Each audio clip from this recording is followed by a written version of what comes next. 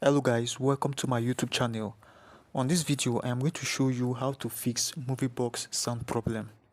If your Moviebox video is not sounding very well, like if the sound is not working, then I am going to show you what you have to do in order to make this work.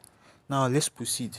First of all, you must update your Moviebox app first. Make sure that you update your Moviebox. After updating it, then this is what you're going to do. Head over to your settings. Now on the settings, scroll down and then search for app management. Click on it when you find it, and then you scroll down and then search for permission manager. Click on it. In there, you're just going to scroll down and then search for music and audio. Click on it when you find it.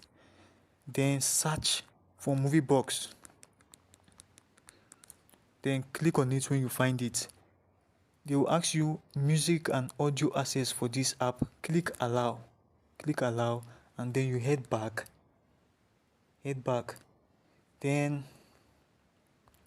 head back again, and then you click on app list.